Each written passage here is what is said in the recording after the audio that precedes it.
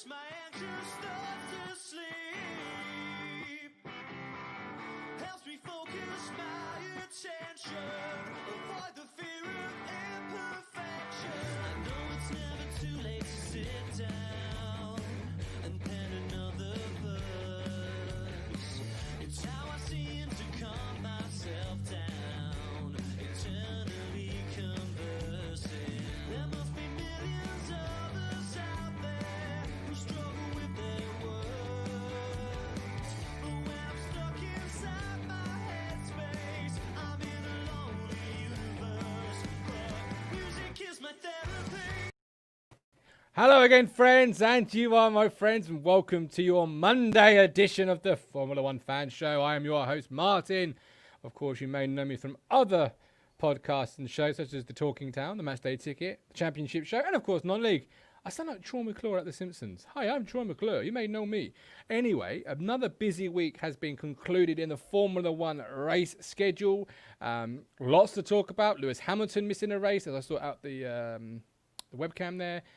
George Russell, Steve Thompson's favourite driver.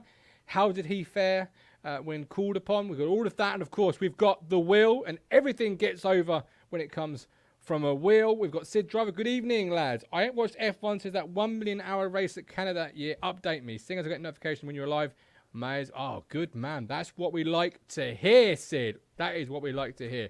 Well, without further ado, let's bring in the F1 aficionado of the HDR network. It is, of course, the F1 super fan himself. No, it's not Uncle Paul. It is, of course, Mr. Stephen Thompson. Steve, how you doing? Evening. I'm well. Yourself? Very well. We will aim to educate Sid this evening in what's going on in the Formula One world since that race at Canada. That was fantastic, that race. I remember watching that. Brilliant. I wasn't around for that. I wasn't an F1 fan back then. But I am an Ipswich Town fan, as are you. So what are your thoughts on my Uncle Paul poster? I'm pretending I don't see it. You know, if I look at my own part of the screen, it's not there. So just his face. Hate. Oh. Don't hate. Look at it. He's slightly smiling up there, look. Yeah. Celtic apparently have approached for it, or are considering him, if they sack Lennon. I can't see it being an upgrade, but they can have him. That's fine.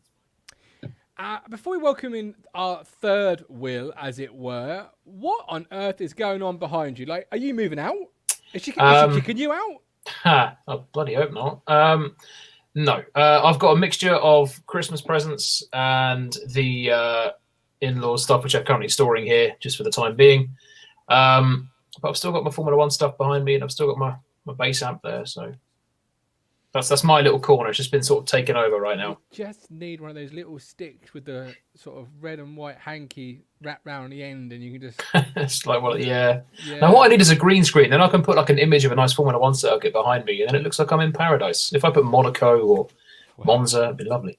Speaking of paradise, Mr. Thompson, we have a man that joins us live from the mean streets of sunny Croydon. Is, of course, our roving Formula One reporter. He is on the streets of Britain, pounding the pavements up and down. He is, of course, the man, the myth, the legend, Mr. Neil Moles. Neil, how is sunny Croydon today? Hello there. Oh, it's superb. Sue, is she there as well? Is she Sue? Oh, I like Sue. Yeah, Sue. Talk to me then about your journeys this week. Is it Croydon all week? it is indeed. At least it was dry today. Oh, yes, true. Wasn't so dry over the weekend. Was the race dry? I mean, I'm going to be honest. I've not caught the race at all. But it's not my job to catch the race. That's why you two are here. You two are the aficionados. Was it a dry race? Bahrain, always dry. The desert. It's going to be dry, isn't it? But we'll get into the race in a bit more detail. Obviously, George Russell replaced Lewis Hamilton. Any update on Lewis, Steve? No, nothing yet. They were still a bit unsure. Even Mercedes were unsure whether he would be able to race in Abu Dhabi this weekend, because they've obviously not got long until the next race. I think news broke last Monday or Tuesday that he was missing yesterday's race. There should be news in the next couple of days, because he needs to take, I think it's a minimum of 4 negative tests before he's obviously cleared to race. So, Yeah, it's interesting to see. I mean, from what I understand, there's a good chance that George could still be in that car come the weekends. I hope How so. much of a shock was it to see someone such as prolific and obviously big for the sport get COVID? I mean, do you know really where the possible transmission took place? Is it more of a widespread Formula One issue, or has it so far been contained just to Lewis? I think it's what he's not the first driver to have it this year because Sergio Perez missed 2 races from it, and Lance Stroll missed 1 race due to feeling unwell, which they later then said was COVID. I think they've done well for the infections to be this low, to be honest, because Formula One is a massive, so they call it the circus, and it's still heading all around the world, even in this reduced season. They're still going Europe, Asia, America. No, they didn't go America this year, did they? No, they did not. No, Europe, Asia. They're still either way going most of the way around the world. So, and for thousands of people. So, for only 3 drivers to get it, unfortunately, we don't know if anyone in the teams has had it. I think a couple of people have over the course of the year. I think McLaren maybe had cases or suspected cases. Mm-hmm. But for only 3 drivers to get it, I think is pretty good, to be honest, because they are taking really strict procedures. You always see they always have constant tests. So less than I thought have had it, to be honest. Neil, obviously, as we head through December, the race campaign starts to sort of wind itself down, if you like. Back in August, when we were talking about this show, did you ever think we'd get to this part of the calendar, really, with everything going on with COVID and around the world? When it initially hit and, the season was put on hold, could never have seen anything actually happening, but it's been brilliant. So glad to at least go to the races that we've been to, even if we've had double headers and that sort of thing. It's still been really good. Get some of the old tracks back, have some new ones. It's been amazing, brilliant. Isn't it? Mm-hmm. Yeah, and we'll have a yearly round, obviously, when the campaign's over, of best tracks, worst tracks, etc., etc. But for now, obviously, it's only a half an hour of the Formula One show. So let's move it on to the wheel. Neil, you can spin this week. You are first to spin. Let me know, and I will click that button. Go on then. Such a tune. That bassline, man. Steve Welch as the bassline. Like he I am. I always wish I wrote that. He did. But you didn't. So, Grosjean. News this week that Grosjean is leaving. He will not be returning back. Thank you. The applause is deafening. He will not be returning back to racing. As I said last week, I thought he would, but he's not. Steve was right last week. So what's our best moments of Grosjean as the racer? Steve, kick us off. For me, I think probably Belgium 2015. He's had quite a few good moments. He's had some silly moments. This one always stands out for me because the Lotus in 2015 wasn't a good car. He had Maldonado for a teammate. You can't really expect too much with him. The car wasn't a podium car. And then in Belgium, in Spa, he found himself running in 4th place, catching Seb Vettel. And Vettel had a tyre issue with a few laps to go.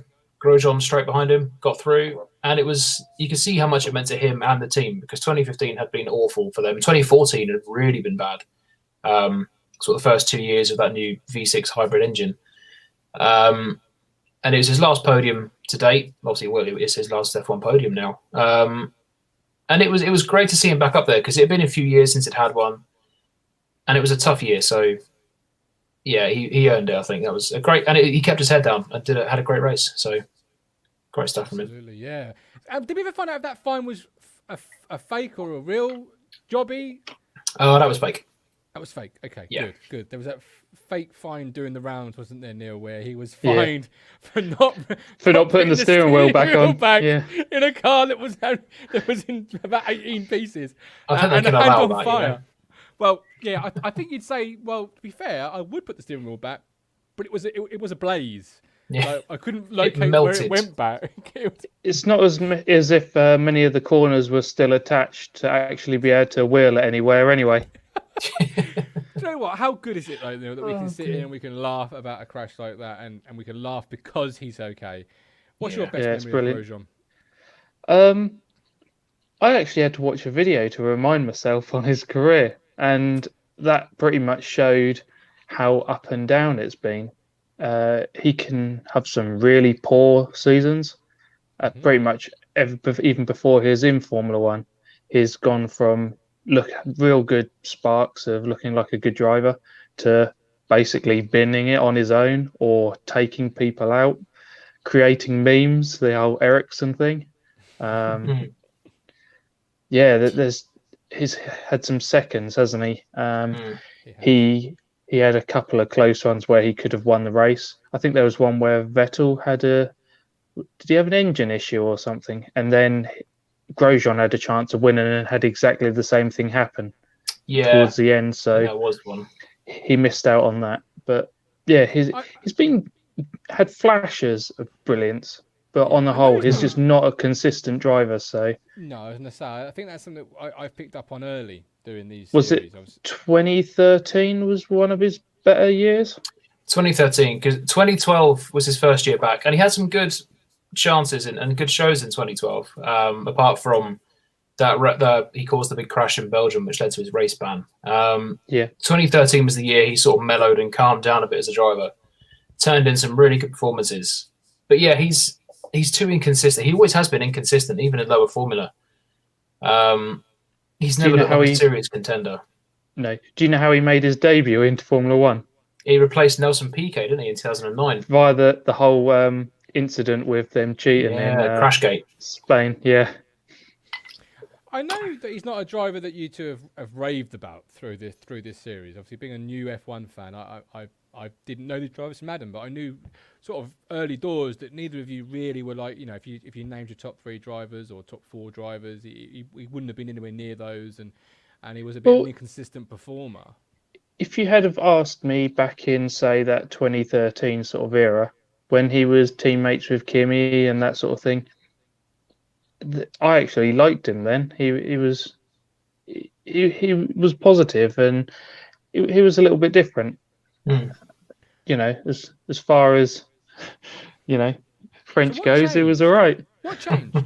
What changed from 2013 to now? Because I remember back in the series, he had Maldonado as a teammate, and he had some awful cars, and he basically from then he ended up moving to Haas, and yeah, it got to the point where he was nowhere near the front, and he sort of drifted away from any contention of basically the good end of the grid, and he was a good bloke, but other than that, he wasn't my main driver I was following. So you just go to them, and you've had our Brett Hamilton sort of running away with it. So is it fair to say, Steve, sorry, that if you're not one of the top 3, you're just another face?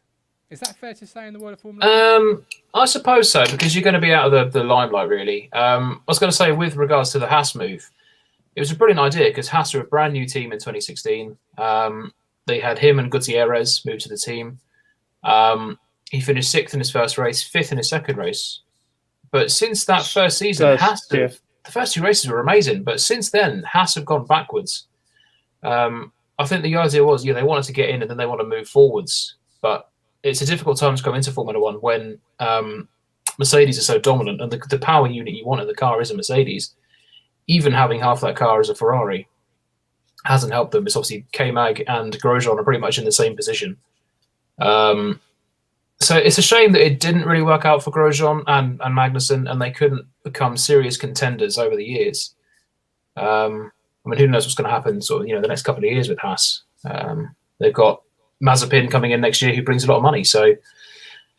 But it's a shame for Grosjean. Okay, right. Let's move it along. Steve, when you're ready. I'm sorry. Go for it. Choke on rum. Don't choke on rum, son.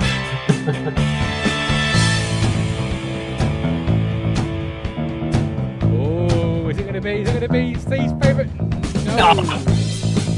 It is Perez race win. Talk to me about the Perez race win. Just quickly, I want to say to Sid, his last comment there about drivers contracting COVID. It's got to be tricky. You've got to do something seriously out of place to get COVID, because the amount of protocols that are in place to prevent it. So, yeah, I see your point, to be honest. I always felt that when you're part of the circus and you're going around in your bubbles, how are you getting anywhere to get in contact with it? Yeah, someone's obviously breaking the bubble. Someone somewhere. Yeah. Absolutely. Anyway, yeah, Perez race win. That was awesome. Mention on the one Perez hand, without mentioning Bottas or Russell, because there's two coming up on the wheel from them. So just purely Perez, guys. Purely Perez. Okay. His race. Well, I'm happy for 190 races to get his first win.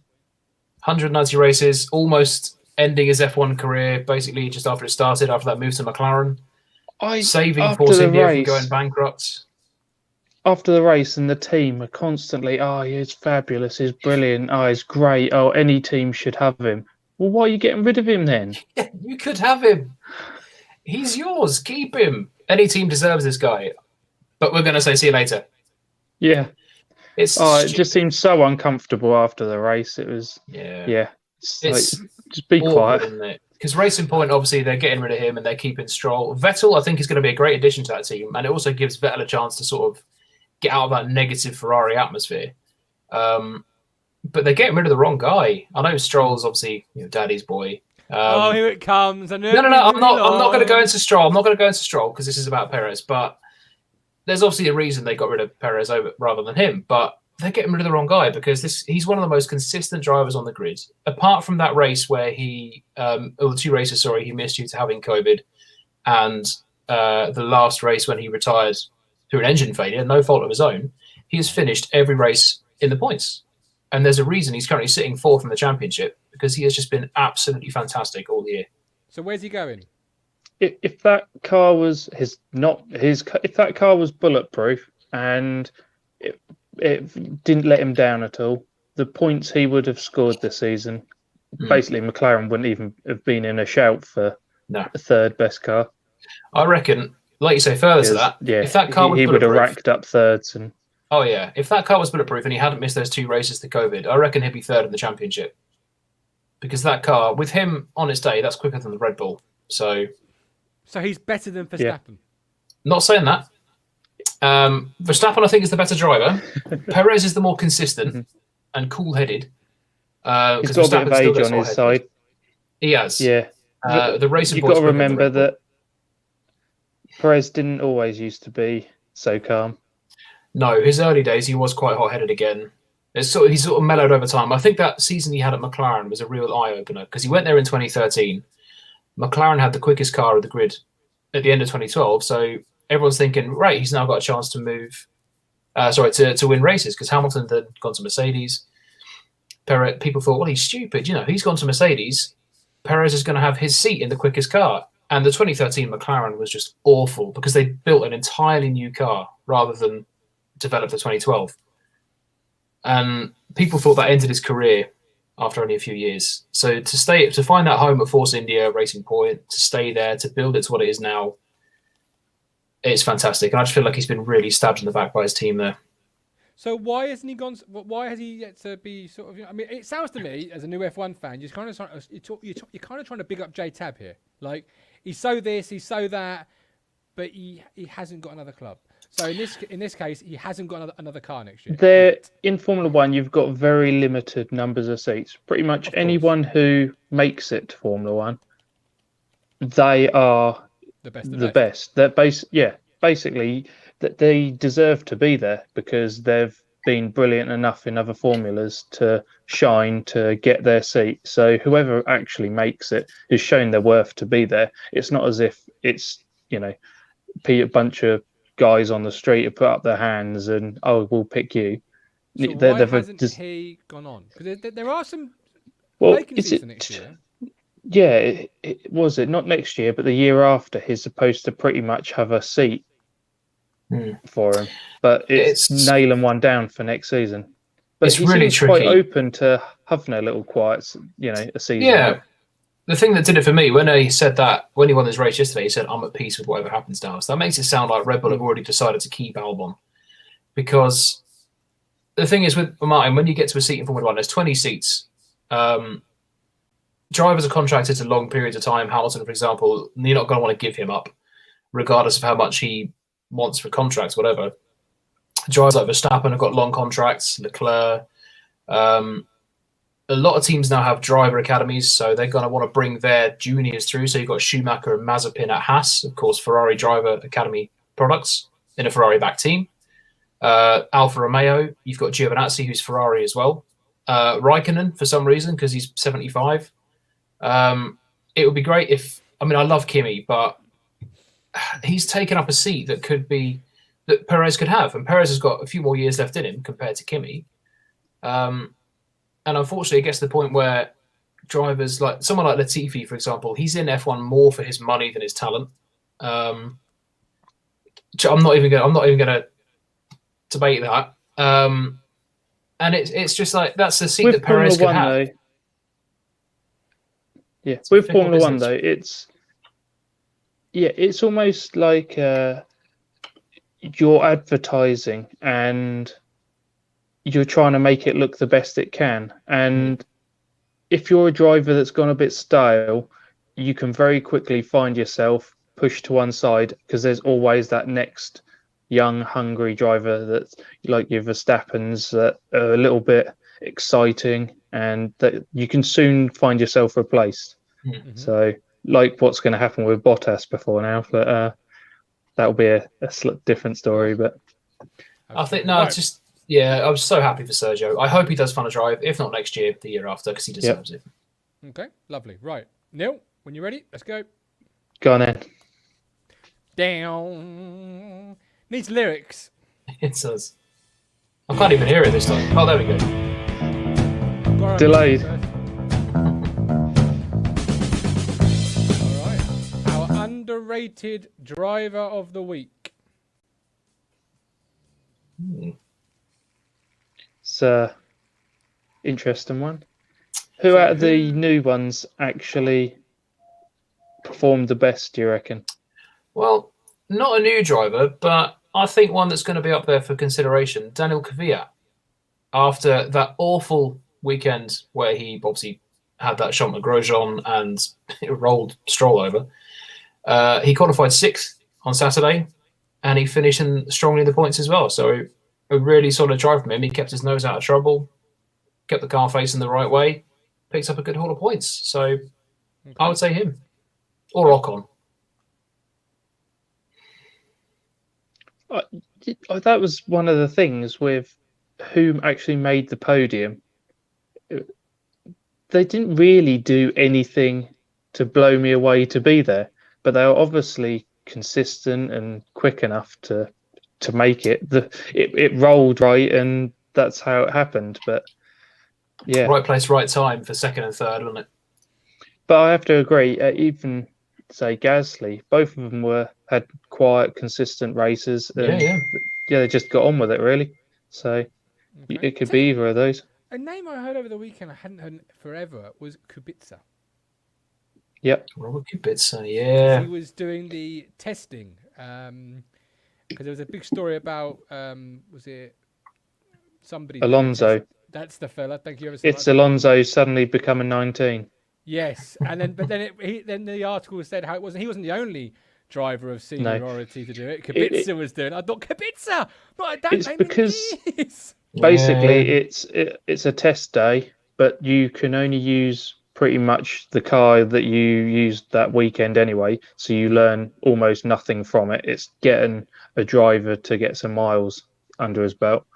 So it's supposed to be a young driver, test, but Kubica's going to be in the Williams and Alonso's going to be in the Renault.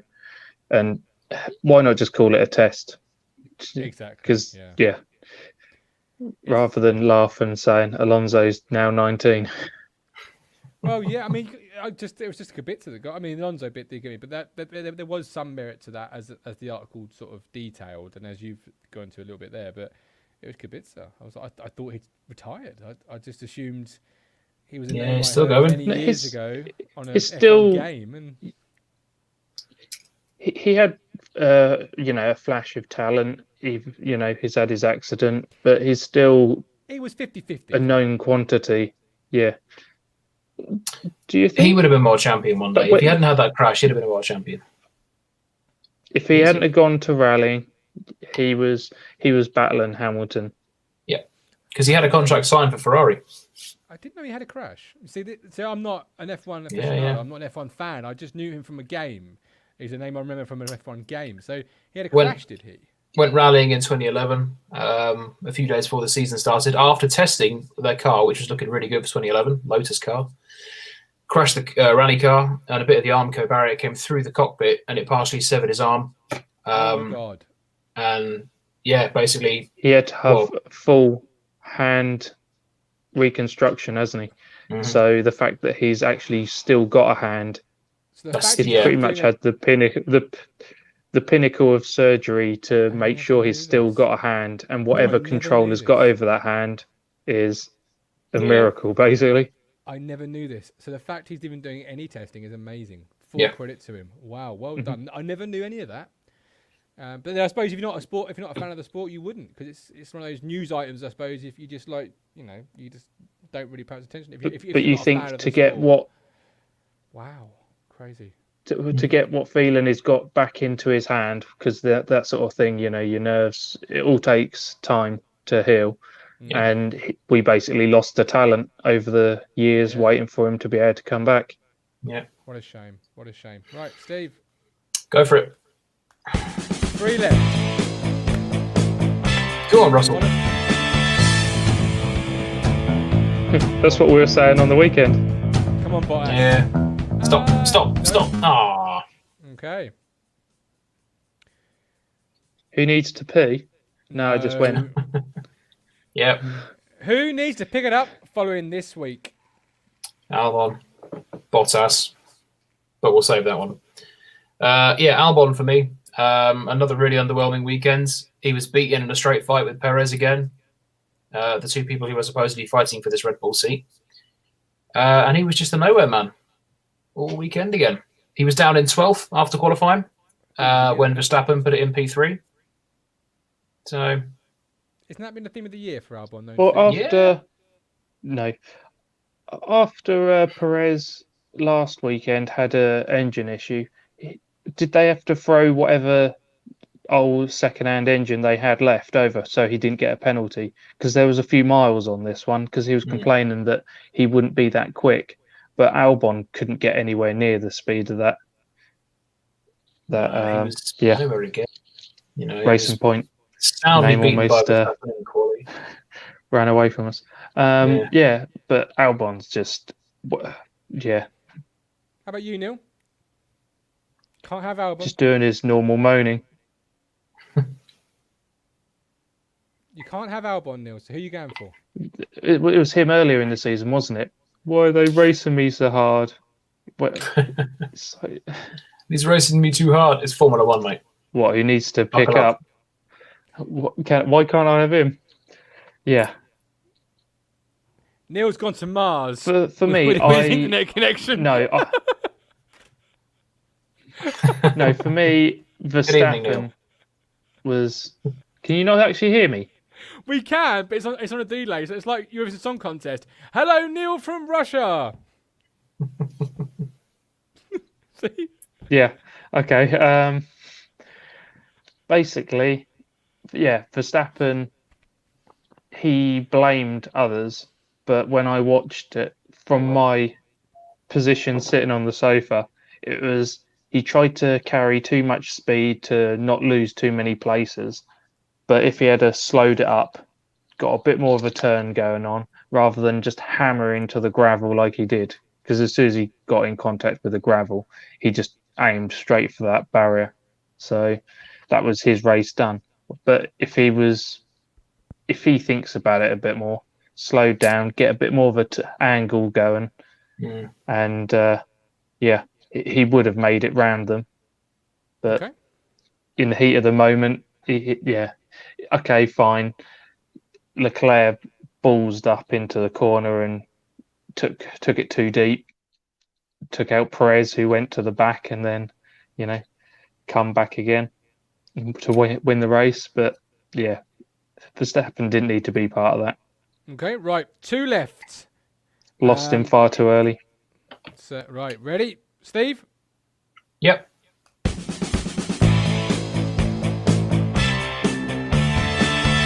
I'd love if it's Bottas and Neil gets Russell. I want Russell. Yes. That's my boy. Russell's heartbreak. Yeah. Talk to me about Russell's heartbreak. Well, it's been the weekend of a dream for me because I can't remember though. Actually, the last time a driver I supported got pole position, or even was in a quick car, apart from maybe like the Felipe Massa days. No, not even the Felipe Massa days. That's years ago. Daniel Ricciardo and Red Bull maybe, but when obviously Lewis Hamilton, when he was announced he wasn't going to be racing, one of the names mentioned was Russell. It would be whether or not Williams would let him go. They did. And it was amazing. And straight away, FP1, FP2, he's quickest on Friday. He's instantly gelled with his car. He's having to use boots that are a size too small. His fingers are too big for the paddles on the steering wheel because everything is made to measure for Lewis. And his head's sticking out the top of the car. If you watch Bottas, he's really nice in that car. And his Russell's head just sticking out the top. Do you think everyone that's been in every Mercedes has always been small? Bottas, Hamilton, Rosberg, Schumacher, they're all, short people. Russell's 10 foot tall. And he came so close to pole position, 0.026 of a second. That's fantastic, considering Bottas has been driving for Mercedes for 4 years. Russell's in the car for 5 minutes, and he's instantly, again, beat him off the line twice because the safety car restart as well. And this was his race to lose. And I think the frustrating thing is he didn't even lose it through any fault of his own. He made no mistakes all weekend. He did not put a foot wrong in that car. He has been driving for 5 minutes. But as he said there, he didn't even lose it once. He lost it twice. Yeah, because of the puncture he got. Yeah, he was in second. Car. He was going to get it back. He was 2.1 behind Perez. Yeah. And there were the 6 laps to go. Yeah. And then they told him, you've got a slow puncher, so you've got to come in. And that was after he... Sorry, Cam. Yeah, that was after he battled past Bottas. And, he'd done some good moves. And, I don't know if I saw it right, because on the radio, the team radio thing comes up on the screen, and it's got Russell's picture, and he's saying, slow puncture, box this lap. And I thought, no. And then they're talking about Bottas having to pit again for a puncture. I thought, was it Russell or Bottas? And my mind's playing tricks on me. And no, Russell came in. Oh, no. The pundits were questioning which guy it was on the radio. And they were like, no, it's Russell that's got the problem. Was it 4 or 5 pit stops he ended up having in the end? I think it would have been about getting 3 or 4. It was like, he's still got some points, but obviously that's not going to make him happy because he should have had the win. Points and fastest lap. But yeah, compared to a race win. And the shot of him sitting by the side there, looking so distraught at the end. I wanted to just give him a hug. I mean, I couldn't because A, I'm not in Bahrain, and B, social distancing, but I just wanted to hug him. People were saying online that Hamilton wouldn't have had that problem because he wouldn't have pitted because he says no to the team. Well, he could sort off if he wasn't there.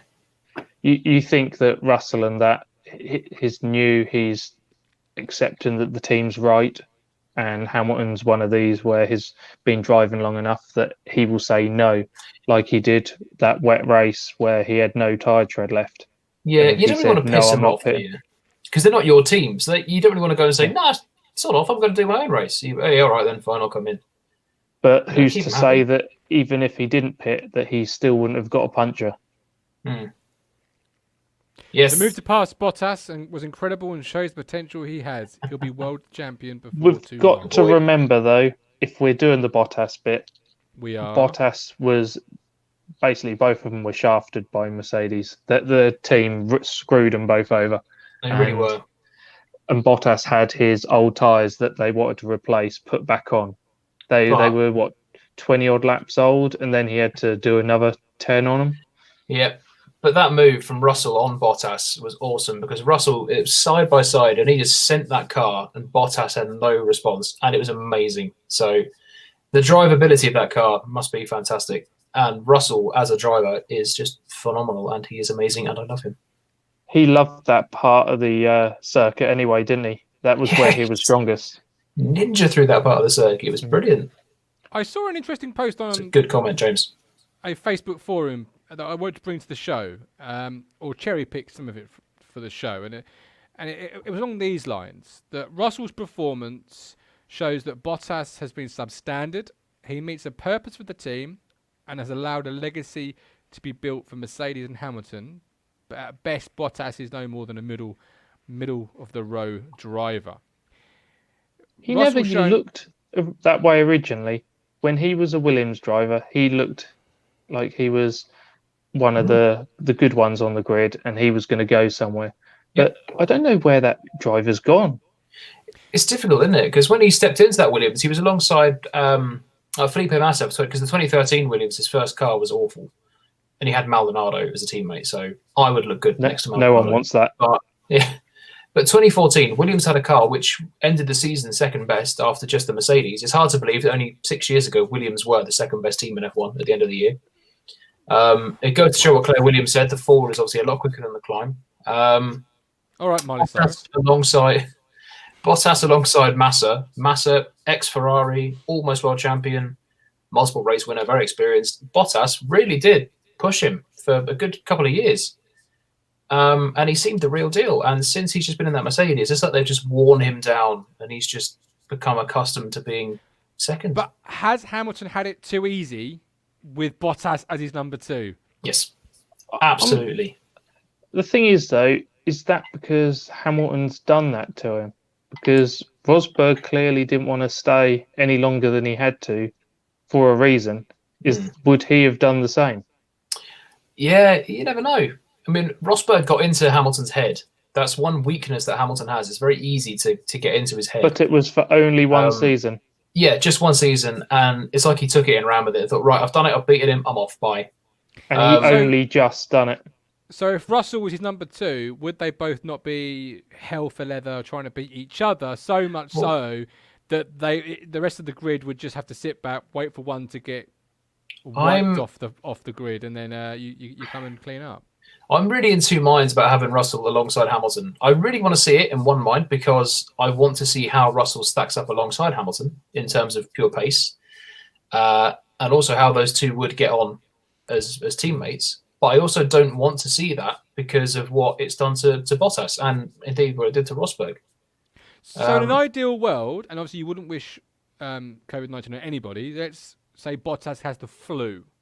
In an ideal world, Bottas gets the flu, and then you get the opportunity to see what Russell and Hamilton are like as a 1 and 2 punch. Is that what you're saying? Yeah, I'd love it. Obviously, not for you don't want to see illness on anyone, but I just want to see Hamilton and Russell. Well, Rosberg, I love him back, but Russell alongside Hamilton just for a race or two, just to see what they can do and how closely Russell can push Lewis, because I think they will be on a par.